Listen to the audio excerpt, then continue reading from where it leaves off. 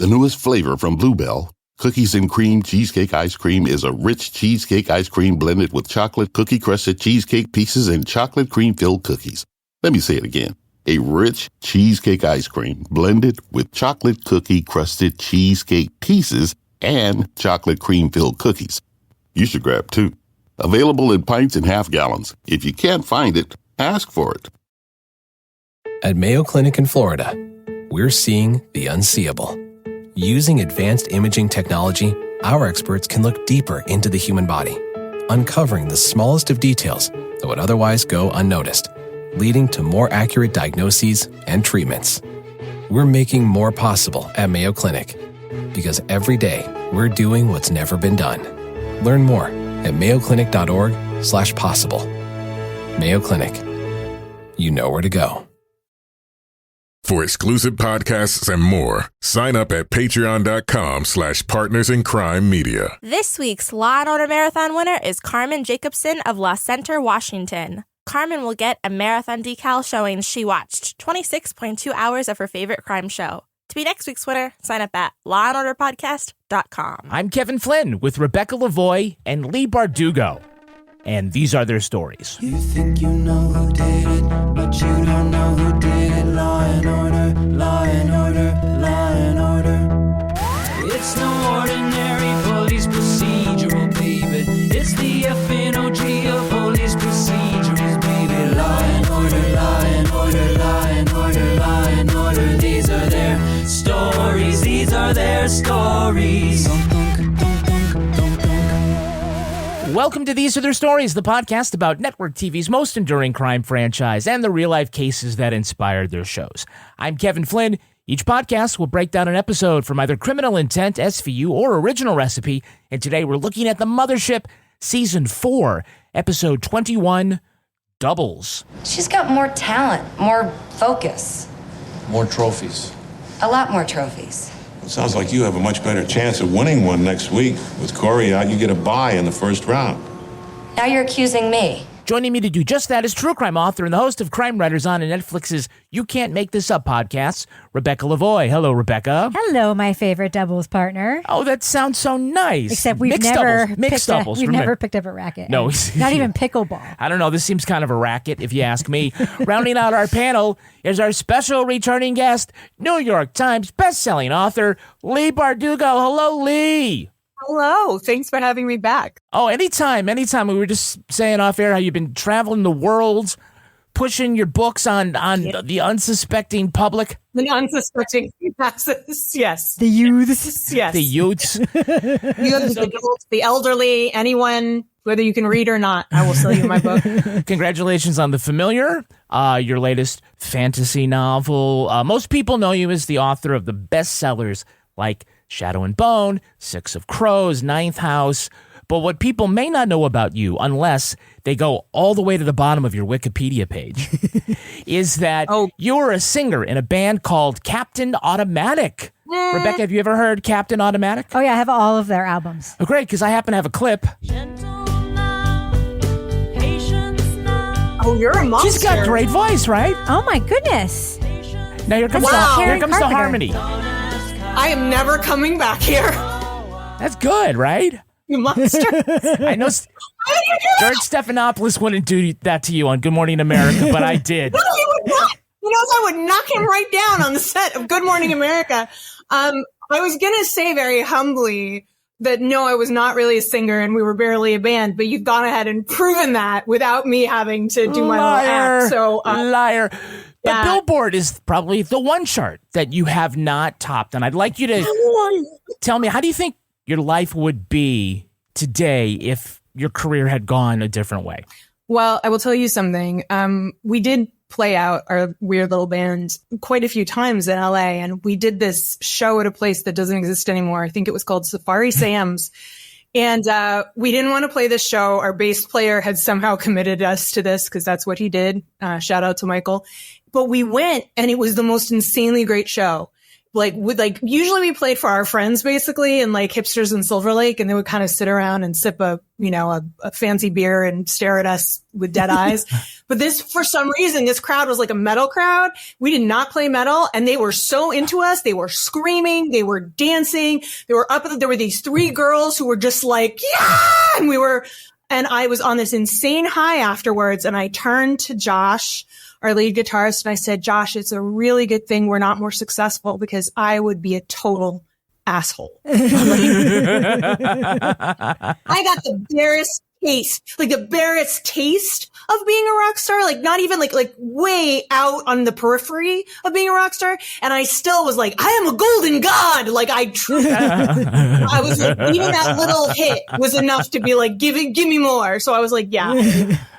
No, it didn't happen. And I think it's probably because you didn't use the phrase effing OG in your lyrics. That's right. And it really could have turned everything around for you. So, Leigh Bardugo, of all the franchises, which 2 cops are your favorite Law and Order detective team? Favorite Law and Order detective team? I think probably still Briscoe and Green are my go-tos. Yeah. But I think I may have mentioned this before, but I have a soft spot for when Rollins and Finn were working together. Like I liked that very, like no sexual tension, mentor-mentee dynamic was very appealing to me. It's safe. That's right. It's safe. Well, Yeah. Very good. It's like the benevolent rabbi was really like, like a really nice vibe. He has no sexual tension with anyone. Even Jennifer Esposito, who plays his wife on the program. I like to think it's maybe he has sexual tension with everyone and everything, like a desk lamp, chair, and so we ceased to be able to register. He's oozing it. He's oozing it. And Leigh, who is your favorite prosecutorial team? Favorite Law and Order District Attorney Prosecutorial Team. Oh, I like this new guy. I like Hugh Dancy. The new guy. I like the slender-necked Hugh Dancy. I think he's a real... Yeah.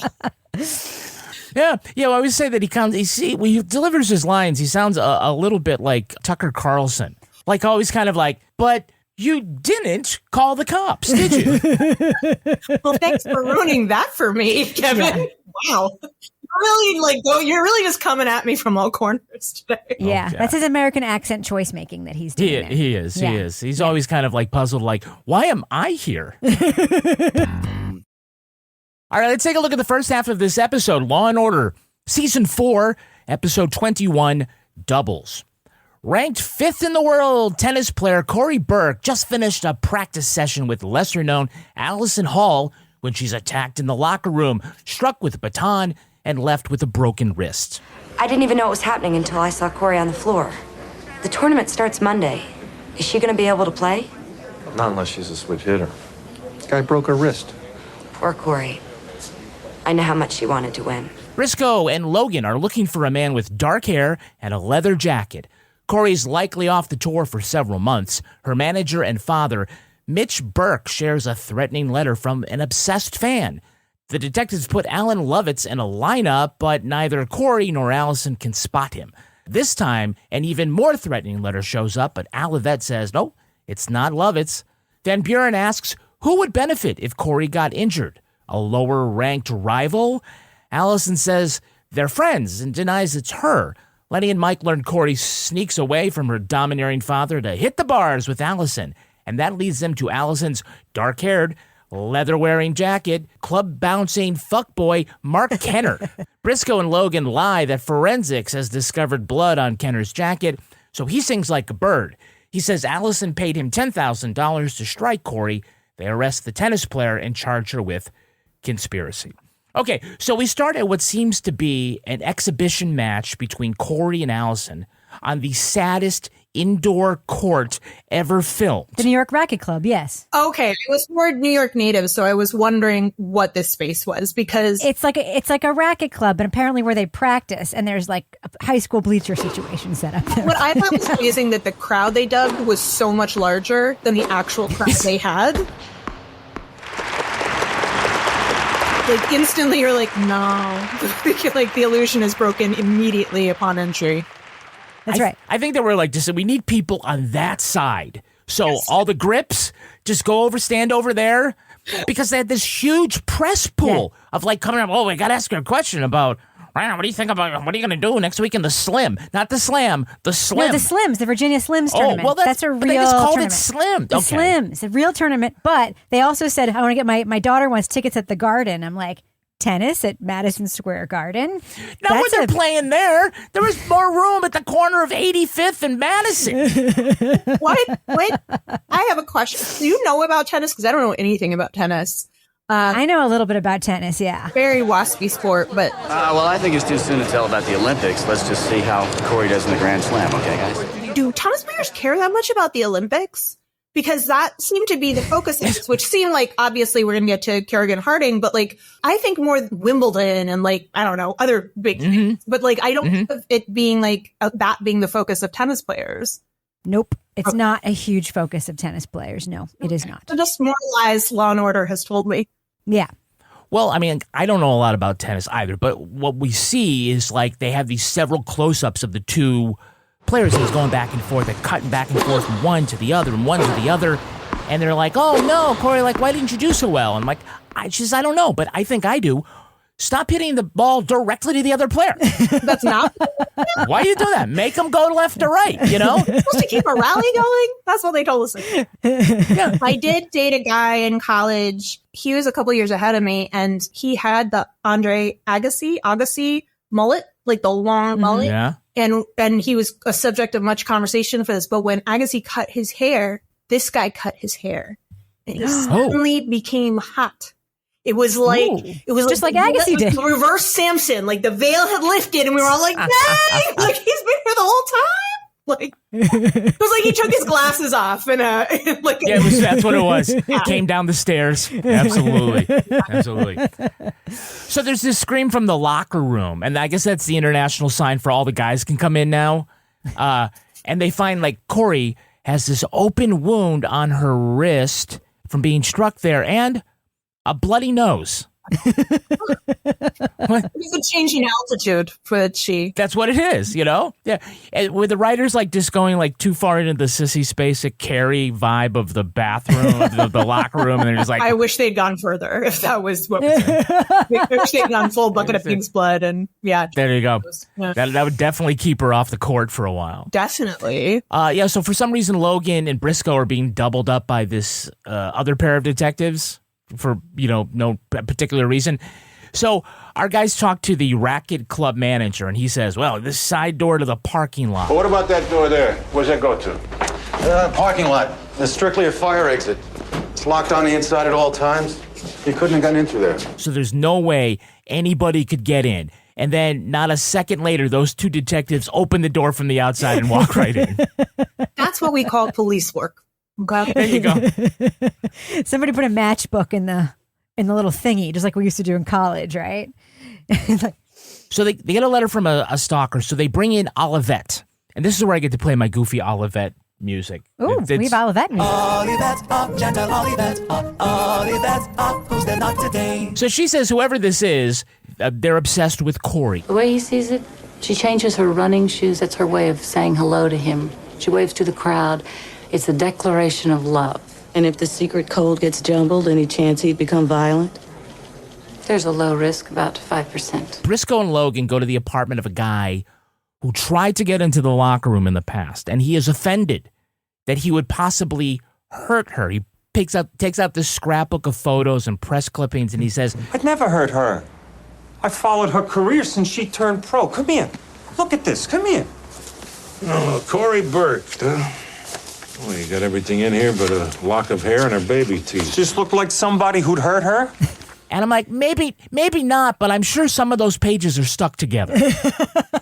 Gross. But also, I'm sorry, this guy really needs to level up his stalking game. The scrapbook was terrible. Terrible. Yeah. There was no composition. There was no, like, the pages should be crowded with images. It was so really put together like 30 seconds before. I was very disappointed. Very asymmetrical design. Yes. It's not, yeah. It was I guess this was pre-scrapbooking movement, so I guess I forgive him a little. But I feel like serial killers and stalkers were ahead of the game on that. They were kind of the vanguard on scrap. Yeah. Like someone get that guy to a Michael's stat is what I was thinking. I was looking at the press clippings. One of them was Korey kills competition with 3 Ks. It's a little, Like Cars for Kids? Like Cars for Kids. Or also like, the KKK. I don't know. Somebody should have said, I know you can't Google things right now, but you should know what that is, right? The weirdest thing about this guy to me was his delivery. Like, he kept being like, I sell PVC pipe direct to contractors. Like, everything was said as if it was at 11, really important and very he had worked on that accent. And I guess this is because they hire theater actors, but I've never noticed this before as clearly. Yeah, he was auditioning for Bernie Getz. Yes. He had that very extreme New York accent. All right, let's take a look at our cast. It's our very special guest star, Mr. John Hurd. Yay! Here he is playing sports dad Mitch Burke. If Korey didn't love it, she wouldn't do it. I'm not Joyce Brothers. I'm only her father. I'm doing what I think is best. And when you're not looking? Like I told you, she's a teenager. I do everything I can to keep Korey from ruining what we've worked for. But there are a lot of bad influences out there. He was Tom Hanks' rival in Big, appeared in Beaches, The Scarlet Letter, and Tender as the Night, but he will always be remembered for his ultimate demonstration of benign parental neglect in Home Alone. That's right. I knew his face. He was a very, hey, it's that guy for me. Did not know where He's not William Hurd. He's John Hurd, not William Hurt. Right. John Hurd. Yeah, or William Hurd. There was three of them all had the same names.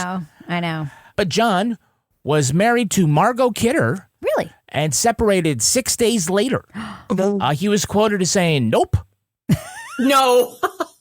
No, he didn't really say that. But that's poor Margot. So John passed away in 2017. Oh, that's sad. His IMDb page notes that he died the day after Linkin Park frontman Chester Bennington. Okay. Yeah, I mean, it seems like it's an odd fact that needs to be attached to his legacy. Oh, it's going to be like Shannon Doherty died after the failed assassination attempt on Donald Trump. It's like, okay. And Dr. Roos.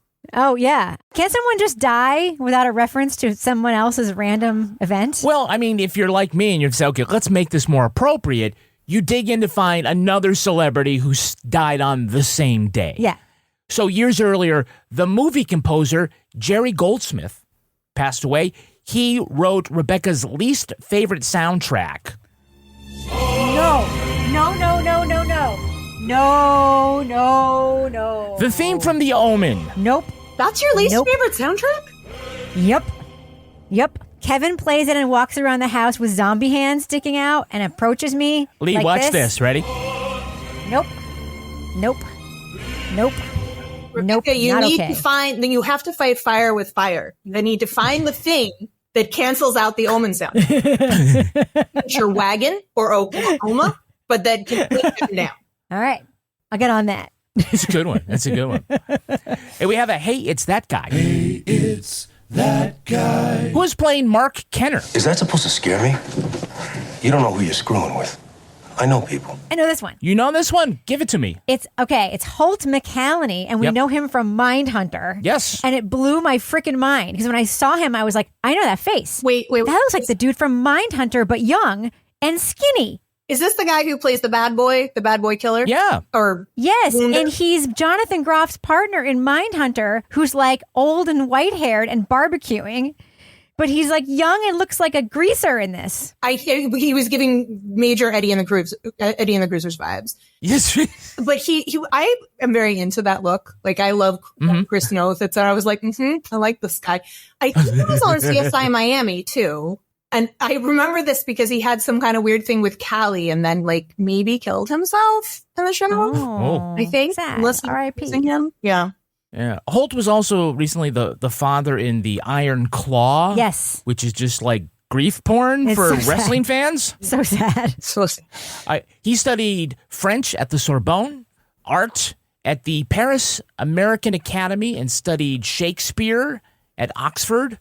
I, on the other hand, spent a lot of time in detention at Holyoke Catholic High School. So very similar paths, really. Huh.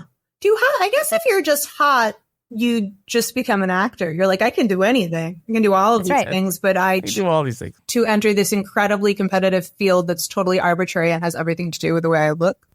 We have a Hey, It's That Girl. Hey, it's that girl. Can you name the actress playing Korey Burke? Oh, I don't know that one. I was walking towards the locker room, and somebody came at me from behind. He pushed me down, and I felt this pain in my hand. I almost blanked out. That is Stacey Mosley. She was Callie in the half-hour teen soap opera Swan's Crossing. I remember that. One of the rich kids along with Sarah Michelle Gellar and Mira Sorvino. I watched Swan's Crossing, if you could fucking find it. I actually don't, but really? I did. It was like on the CW or something like that. Yeah. I remember when it was on. Of the three, she's the one who didn't break out. That's kind of sucks. Yeah. I mean, here's some plot points from that soap. Callie tells Garrett she's afraid of the dark. Sasha visits Callie on her submarine, and they go fishing. Callie kicks Jimmy by accident. Callie searches for Glory, who's being held in a snake pit. Okay. I thought when you said I thought it was like a soap, like a CW. It is a soap. It was a soap. There was a lot of like longing looks and teen sex too. And submarine? He's really glossing over the stuff. Yeah. And being afraid of dark. Yeah, that was a plot point. I don't remember those plot points. Very confusing. I think it was all a ploy to get Jimmy to walk her home. Yeah.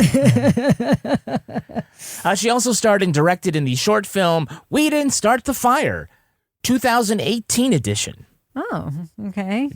No idea what you'd be singing about in that one. Who is playing her rival, Allison Marissa Hall? Look, Corey's a couple years younger than I am, but she's my hero. She's got more talent, more focus. More trophies. A lot more trophies. That is Allison Dunbar. She'd go on to have roles in TV shows like Strip Mall, Yellowstone, Two Broke Girls. Who was she at Yellowstone? She was a bit part.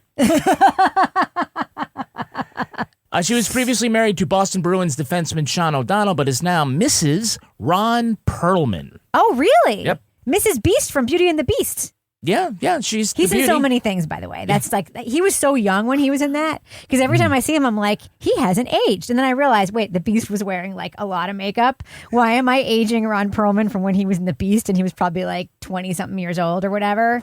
Dude doesn't age. Dude does not age. I mean, that's because he's frequently like Hellboy or, Yeah, exactly. Like, that's the advantage to staying in weird makeup. You are too. Exactly. Because latex is good for the pores, apparently. I didn't think that. Allison is 52, and she looks amazing today. She is a member of the Smoke Show burlesque troupe. And I don't know if she gets residuals, but I'm sure that's how she paid for them. Oh, nice, Kevin. Unfortunately, Leigh's like leaving. She's like, never again. Unfortunately, there are a ton of photos on her Instagram of the burlesque show, and that is why I forgot to take something out for dinner tonight. But we also get to see someone before they were famous. Yes. Before they were famous. Who is making her screen debut as bartender Ricky? I don't know. I thought she looked like Annabeth Gish. No, close, Rebecca. That's Mary McCormick, future Mrs. Howard Stern in Private Parts, and future on The West Wing as that like weird character that I Kate hated. Harper on The West Wing. Yes, yeah. I love Mary McCormick. It's Mark Kenner. He said he was some kind of bodyguard to the stars or something, got his black belt in Japan. If you ask me, the only belts he has are out of the bottle. I love her. And did she also start for 5 seasons in the TV adaptation of Rebecca's favorite movie, In Plain Sight? What? There was a TV adaptation of In Plain Sight. You like the one with J-Lo, right? In Plain Sight? You mean Out of Sight? Oh, that's it. Out of Sight. All right, well, I totally got that wrong. It's In Plain Sight. I guess it's not so great. No, Out of Sight was the movie with J-Lo and George Clooney, and that is an outstanding movie, but In Plain Sight was not that. Now I recognize her. Now I know that face. Yeah. I'm sure Leigh's titles are way more distinctive than In Plain Sight, Out of Sight. Yeah. No one is going to confuse. Out of Sight, by the way, 10 out of 10 movie. Oh, okay. Amazing movie. Are you talking about my book titles? Is that You're pretty good. Did you not understand that the year Shadow and Bone came out, that every book was titled And Bone? Like it was, it was Gutter of Smoke and Bone, House of Shadow and Blood, Girl with a Bone. All bone. Oh man, if you had girl in it, then yeah, that's you would have sold 21 million copies. It'd have been amazing. Mary's sister was the Chief Justice of the Michigan Supreme Court. Wow. She announced her retirement from that elected position, and currently running for a seat on the court is an election denier from Kalamazoo who's been charged with tampering with voting machines. Surprise! Or I like to call it America. We have a repeat offender. Repeat offender. That's Peter Jacobson and his slappable face playing the sports psychologist. Always on the road, no time to themselves, no privacy. When you're world class, you don't make small mistakes. Okay, this threw me for a loop. When he came on, I was like, no, we can't trust a single thing he says. He's the secretly good, bad lawyer. Yes. Yes, he was the one. That should be his spin-off show, Secretly Good, Bad Lawyer. His show. Yeah, he was able to get Barba off on charges of killing a baby. That's right. And he was going to argue self-defense. Isn't that Better Call Saul, Secretly Good, Bad Lawyer? Isn't that what that show is about? Kind of, yeah. So, speaking of lawyers, can you tell me who's playing Corey's attorney, Ross Feynman? Look at Griswold v. Connecticut. The court held that the right of privacy includes keeping the government out of our bedrooms. That gentleman is Byron Jennings. He is the husband of Carolyn McCormick, a.k.a. Elizabeth Olivet. Really? Yeah. She, by the way, is so gorgeous in this episode. I always forget, how gorgeous Olivet is. And then I see her in this, and she's she's almost like a Disney animal. Yes. There's something hard to look at. Beautiful weasel from a Disney cartoon. She has such fine features and perfect. But I will also say I'm a hardcore Skoda fan. I will say I think Olivet was the prototype for Benson. Hyper empathic, super beautiful. She is constantly husky voiced. Yes, husky. Just so Byron has had guest appearances on dozens of shows like The Blacklist, Billions, Gossip Girl, and my favorite movie, That Thing with the Cat. There's a great title you could steal. And Bone. And Bone. Wouldn't get her? The Thing with the Cat and Bone. Yeah, exactly. And a girl. He played Lord Voldemort in the Broadway show Harry Potter and the Cursed Child. Okay. Can you tell me who is playing Mark's defense attorney, Max Hellman? This is strictly off the record until we get something in writing from the DA's office. That is Ron Orbach, cousin of Jerry Orbach. Wonder how he got this gig.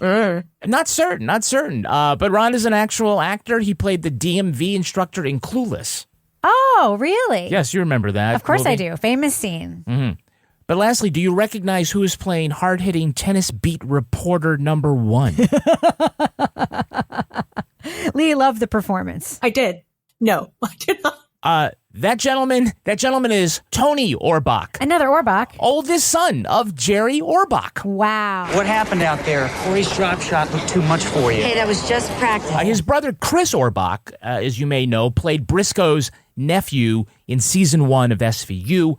Tony is not an actor, as you can tell. This is his only television appearance, but he is by trade a saxophone player and a creator of crossword puzzles for the New York Times and for others. Very cool. 15 across, 8 letters. First 4 are Nepo.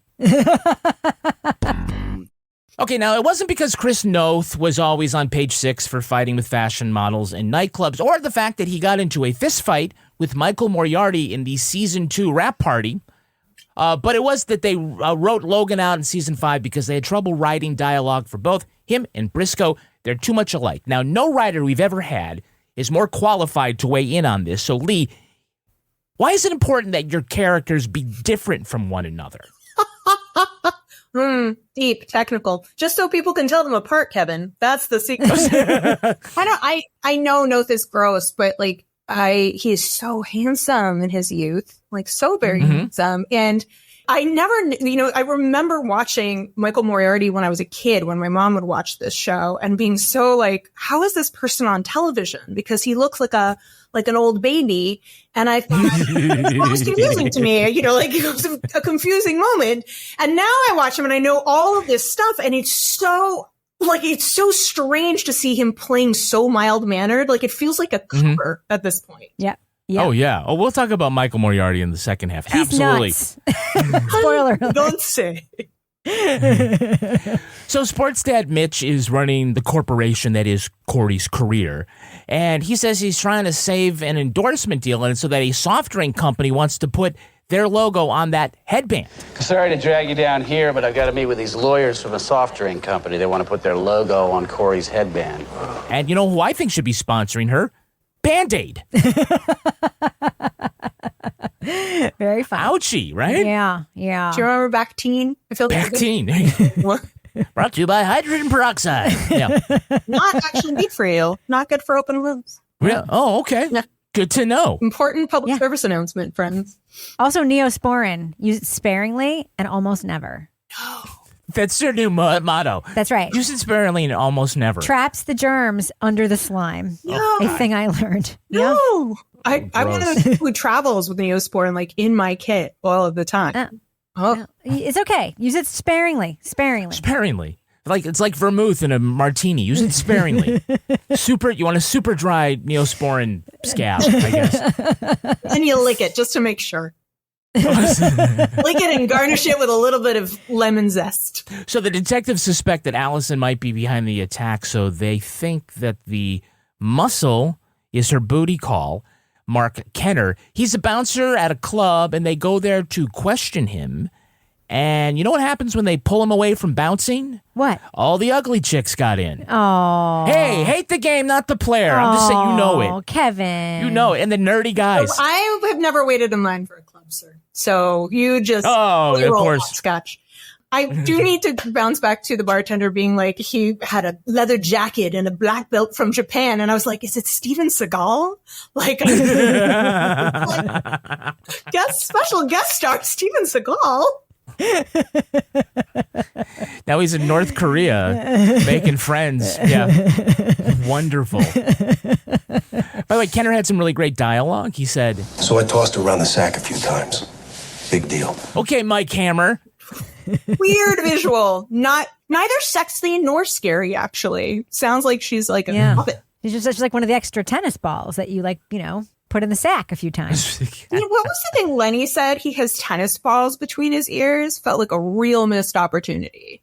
Like tennis would have been a much dirtier line that Lenny. One little pause, just a little hesitation would have been enough. Ears. I did love that this guy said, I know people, because this is my dream, is to be in a situation where I get to say, I know people, or do you even know who I am? But I've never had that opportunity. Never had the opportunity. No. Well, those are opportunities you have to make for yourself. That's right. They don't just come. You have to make those opportunities. That's go right. to the club. Yeah. I need to go to more clubs. I don't go to This time go to the club but wear a really bad hat, and then maybe they won't just let you walk right in. A working class bandana. Mm-hmm. Working class bandana. There you go. With a soft drink logo on it. So coming in with a very special report is Profaci. Oh, Profaci. I was literally dreading that sound effect. It gives me the... I know. Every time It's I so hear cringe. it, I get the grossies. It's so cringe. Just think of it as a fine perfume. It gives me the douche chills. I talked to forensics. No blood on Kenner's jacket. They're sending up a report. Profaci's like, he checked the LUDs, and he dusted for prints, and did the criminal profiling on the hate mail, and got the judge to sign a search warrant for the leather jacket, but forensics says there's no blood on the leather jacket, and maybe it's because this isn't a homicide. This is the most low-stakes crime they've spent a week investigating. Yeah. She got a cut. She got a cut. At Mayo Clinic in Florida, we're seeing the unseeable. Using advanced imaging technology, our experts can look deeper into the human body, uncovering the smallest of details that would otherwise go unnoticed, leading to more accurate diagnoses and treatments. We're making more possible at Mayo Clinic, because every day we're doing what's never been done. Learn more at mayoclinic.org/possible. Mayo Clinic. You know where to go. Some things are college freshman essentials, like shower sandals, because otherwise, yuck. And of course, a Brita pitcher. Your teen could save over $240 a year by switching to Brita from bottled water. Plus, Brita Elite removes 99% of lead from tap water. Get your freshman a Brita pitcher with the Elite filter today. 99% of lead certified by WQA. Substances reduced may not be in all users' water. $240 savings a year versus standard 16.9 fluid ounce water bottles. Savings assumes pre-purchase of Brita system. All right, now let's take a look at the second half of this episode. Allison's attorney says that she has no reason to hire someone to attack Korey. The crime doesn't make sense. May not make sense now, but there may be something we don't know about. Yeah, well, if Allison Hall had something to gain, maybe. You think she's going to knock off the top 100 players in the game just to get seated in the open? Some crimes are senseless, Adam. Meanwhile, Kenner's lawyer tells Stone the confession was illegally obtained because the cops lied to him. Made me crazy. This judge was crazy. First she's like, I'm going to do your work for you, prosecutor. And then she's like, I'm going to do your work for you, defense. And I was like, everything you say is a lie. It's terrible. There are crazy judges out there? I mean, I'm amazed. This judge does agree that this confession may not be used against him, but it could still be used against Allison.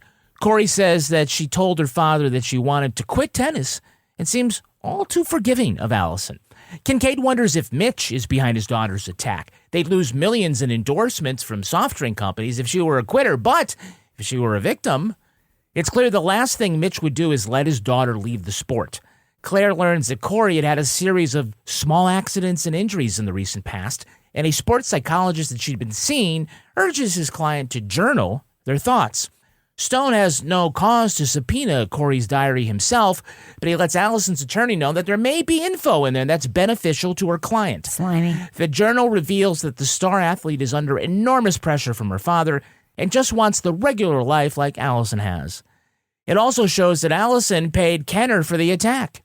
Ben and Claire use the diary to get Kenner to testify, and the grand jury indicts Allison. That's when Korey confesses that she gave Allison the money for the attack.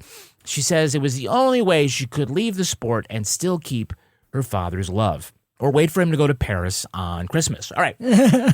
So this is the penultimate episode with Michael Moriarty as Ben Stone. Unless, of course, you're counting that one SVU episode of his funeral where they show the big photo of him before they push Ben Stone down the escalator to hell. A big photo of him just giving the finger. Like that should have been what it should have been at a funeral. And never again will an actor spend so much time looking at you in the forehead, because looking at you in the eyes might steal his soul. You'll remember that there was a parting of ways after he had a freak out on Janet Reno when she suggested that there might be too much violence in primetime TV. So he resigned from this show in the most 1990s way. He sent Dick Wolf a fax. He resigned by fax. You see it coming through. Hot Matrix.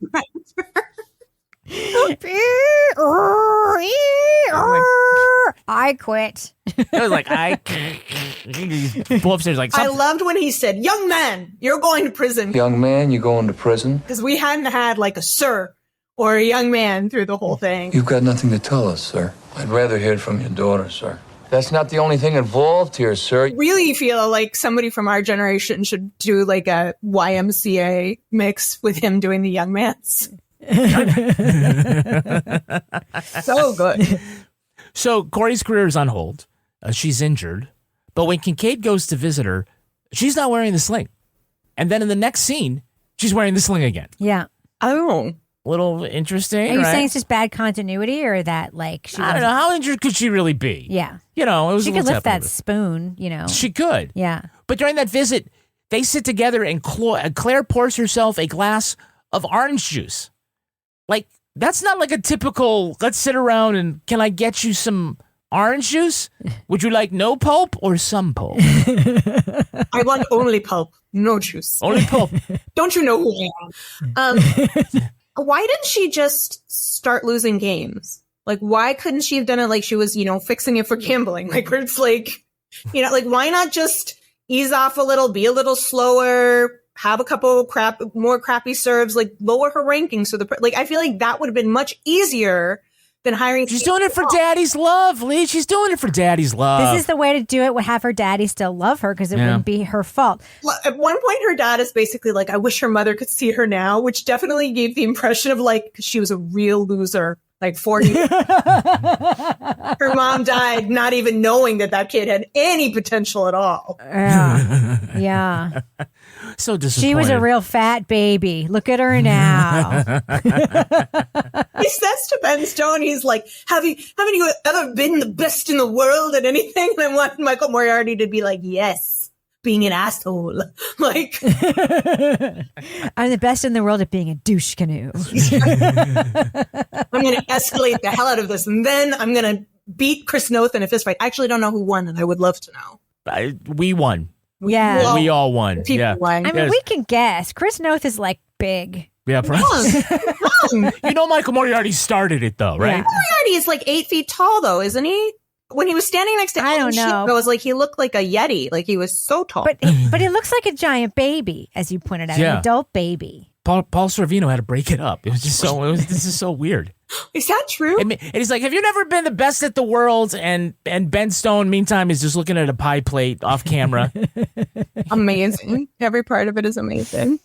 So Corey's trying to say that, like, she forgives Allison and, doesn't want her to be prosecuted, and he's trying to, like, move on from this. She just basically says she doesn't believe her friend was really behind it. And so Schiff is out of his fucking mind now. And he has a great line. If you ask me, I think she's a little too forgiving. Yeah, well, someone ought to tell her that revenge is one of your 4 major food groups. I love it. Along with orange juice? Yeah. Love Adam Schiff. That's what you should be asking people, is who their favorite DA is, or whatever his role is. Like, I love his just give me my check attitude. Like, I feel like he's the most realistic character to ever appear in the show until he's roused. Remember, there was like that one episode where he's like, I'm going to argue the case because he was so pissed. Like, I love that. Schiff, by the way, who would let McCoy indict a fart as a co-conspirator, never once says, hey, why are we pursuing this? Why is this a crime? Why is this a crime? Why is kneecapping yourself a crime? Like, why? And also, why did she give the money to her friend to do it at all? I do not understand this plot. She was the bag man. Why? Well, so maybe she didn't have the money. Like, where would she have gotten the 10? I don't, like, maybe Allison threw it. Does anyone think that father who controls every aspect of her life would not know that $10,000 was missing from her bank account? I don't know. I mean, the answer is no. The answer is no. That must have been a lot of money. So Corey has this very teary confession to Stone and her father about why she set up this elaborate plan to get out of tennis. Win, Korey. And you'll win the trophy. Win, Korey, and you'll make the tour. Win, Korey, and you'll be the best in the world. Corey, you are the best. I know what it means to you, Daddy. I just want you to love me for who I am. I want you to love me for who I am. And that is an orange juice drinking, accident-prone sophomore who writes out all of her felonies in pink ballpoint pen with little hearts as exclamation points. Her speech was very Breakfast Club. Like, it was very Emilio Estevez in Breakfast Club. That was what I was getting from Corey. But also when she's like, can't you just love me for who I am? He really looked like the jury was out. He was like,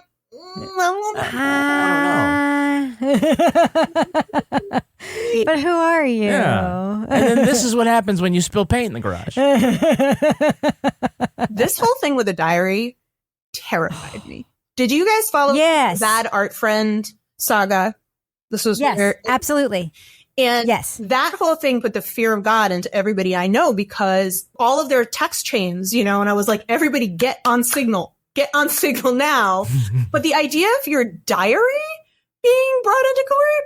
Yes. I kept a diary like all the way through college, and it is shockingly, horrifically awful to go back and read anything. I will say, none of it looked like her diary that was like 3 lines on every page. Like, they would have had a time trying to find any information in mine. They would have given up like day 7. They would have been like, why? Nothing happens in this woman's life, but she just keeps documenting it. The prop people really phoned it in this episode. By the way, do you think that if the diary had like that one of those little locks and they have to get a whole other warrant to open the lock? Yeah, they would. That they all had the same combination. They're like, we just can't figure it out. We just can't crack 1, 2, 3.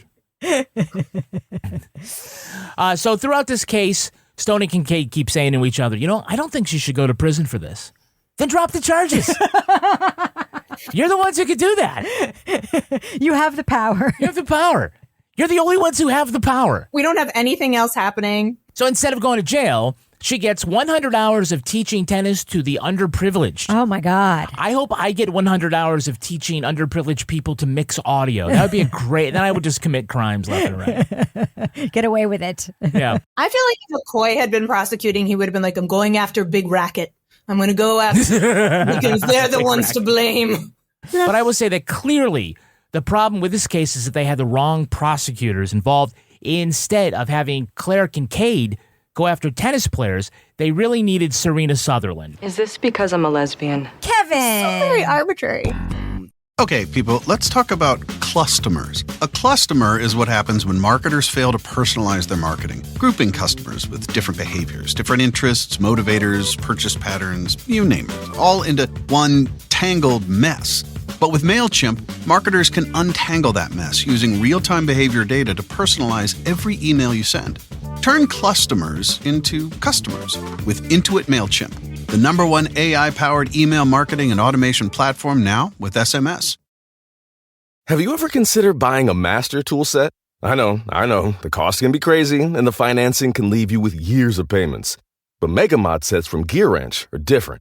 They deliver the same pro-quality tools as you'll find in most master sets, plus toolboxes for storage and modular foam trays to keep everything organized, all starting at just $39.99. Under $4,000. That's less than you'll pay for just the box from the big guys.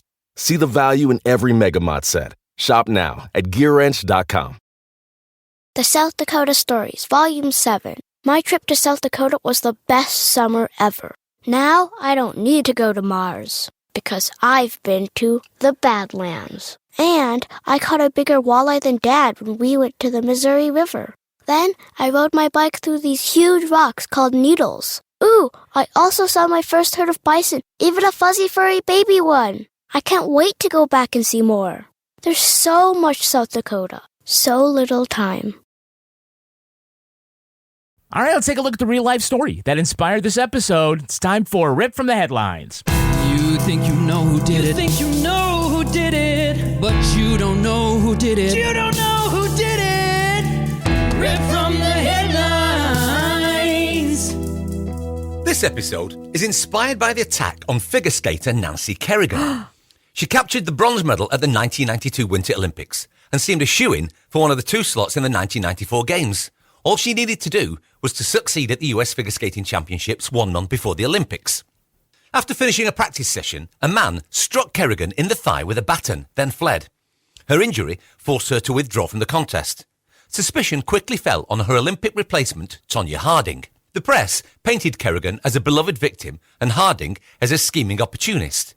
Kerrigan made a quick recovery, and though the attack prevented her from qualifying, the US committee gave her the 2nd slot on the team. This set up an on-ice confrontation between the American skaters. Kerrigan won the silver medal, Harding finished in 8th place. The FBI determined Harding's ex-husband, Jeff Gillooly, paid a bodyguard to break Kerrigan's leg. Gillooly and 3 others pleaded guilty to conspiracy. Harding took a plea bargain, admitting to only knowing about the plot after the fact, though evidence suggests she took part from the beginning. Today, Nancy Kerrigan lives on Cape Cod and teaches figure skating.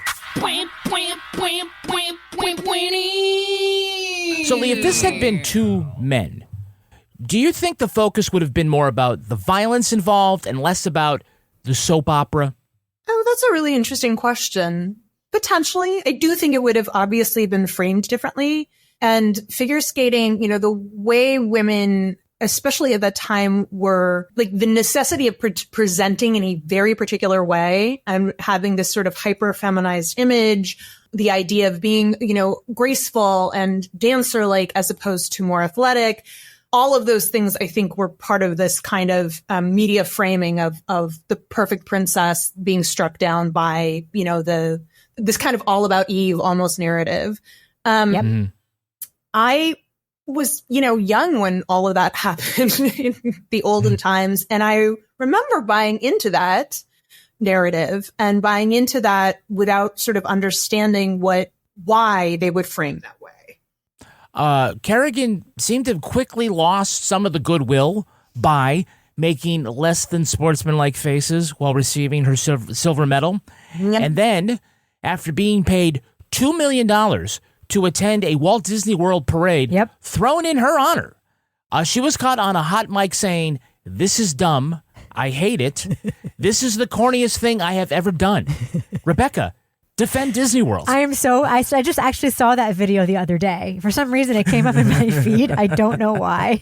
It's so wild. Like, athletes have been swallowing the Disney pill and just being like, I'm going to Disney World, like, for years, right? They're being paid a lot of money. $2 million to sit there and wave for 30 minutes. Wave Come to on, people man. who are paying a lot of money to see you. Like, just suck it up. Also, not just about, like, you were paid to be here. It's the fantasy of what it is to be in the public space. Mm-hmm. I've seen the way people go after, like when we had the show on Netflix, the way people would come after some of our actors and actresses. And I think it was because nobody understands that even if you get a role, you're still living in an apartment with roommates, you're filming self-tapes, you're from the outside, it looks so much more perfect and glamorous and so forth. And I think there's a real sense of like, how dare you burst this bubble? Again, I don't think I'm immune from that. Like I remember following this case and I remember that moment and I remember like, it's embarrassing in the same way that when I watched the Britney documentary, I was watching and thinking, God, how much of this did I buy into too? Absolutely. Mm-hmm. Absolutely. I second guess all of it. And even after seeing I, Tonya, I was like, which was also fascinating because they managed to make Sebastian Stan repulsive, which is, I don't know if movie magic. I mean, I saw that man in an airport and he was wearing a baseball cap and he took it off to go through security and the entire line gasped. Like Byronic locks and the entire airport was like, oh, stay back. It was really a moment. The funny thing about that parade where she got caught on that hot mic moment is that she was confessing to Mickey Mouse. And the guy, she's saying this to Mickey Mouse, and the guy inside can't talk, so he's just making gestures with his big hands, his big gloves, like, oh well, She's talking to the cast member who can't talk back, and he's like trying to comfort her without. Okay, anyway. I will say though, that's his job. And that's kind of mean actually to be like, I hate this. Like that's his job. He has to do this. Like his reading list. He has to do this like 25 times a day. You play a fucking rodent in a. Yeah. He's like, if I had a middle finger. More than 4. Yeah, right there. So Tonya Harding is currently working as a custodian. She still posts videos of herself ice skating on Instagram. She says she has no idea why people are still interested in this story. Let's see. She released a sex tape with Jeff Gillooly. That time he stuck the landing. Yeah. Nothing. Okay, that's fine. Okay. No. Yeah. I think it's a different podcast inside of you that you wish you were making. She met her husband in 2011 at a Washington karaoke bar. True, he was singing Great Balls of Fire. Uh-huh. And then after sleeping with her, he had them. Oh, Kevin. Okay, no, all right. Still different just podcast. Moving along. All right. Different podcast. All right. Send him a shock collar. And every time. It's a shock collar. Yes, exactly. Exactly. How about Dart? Yeah. And then they did karaoke together, and it was... Stop it. Come on, it's a banger. Stop it. You know it's a banger. But I think the years have been kinder to Tonya Harding, even if I wasn't. Tonya surely changed perceptions of her to some extent. The red outfit that she wore the day after the attack and then to the Olympics last month was sold at auction. The program said the red sequin costume lacks a size or manufacturer tag and is missing a small handful of beads around the neck. And the expected purchase price, was going to be $50,000, but it sold for $17,000. The baton used to hit Kerrigan went for $18. Oh, wow. No, that's obviously not, Rebecca. It's just my bad attempt at I am not sticking this landing. But that is going to do it for us. We want to thank our special guest, Leigh Bardugo. Leigh, where can you be found? I'm kind of taking a little social media break, but if you want to stare at my old photos, you can find me at L Bardugo on Instagram, and I have a newsletter which I'm gonna be picking up soon. And you should go buy my new book, The Familiar. It's historical fiction set in Inquisition era Spain. Hell yeah. Yeah. Rebecca Lavoie, how can our listeners follow you? You can follow me everywhere at Reb Lavoie. And if you go to a bookstore, you can definitely find Leigh Bardugo because she often takes up an entire shelf. Yeah, she does. Or a shelf and a half. Just go to B. I won't stop until the whole store is mine. Stephen King's And like, a come at bone. me. I Yes. mean, really? Who am I kidding? If James Patterson hits you on the knuckles with a PVC pipe, you'll know why. You can track me on Twitter at Kevin P. Flynn. Like Lee, I'm trying to take a break from this. But you can tweet to us at Law and Order Pod. Follow us on Instagram at These Are the Stories Podcast, or like and subscribe on YouTube and TikTok. Our newsreader was Cy Frater. Our theme music was composed and performed by Uncanny Valleys. Content assistance from Travis Roy. Lily Flynn handles promotions. All clips in this podcast were used in compliance with the U.S. Copyrights Act fair use exemption for criticism and commentary. Go to lawandorderpodcast.com and sign up for our newsletter for a chance to be our next Law & Order Marathon winner. These Are Their Stories was recorded in Studio C and is a production of Partners in Crime Media.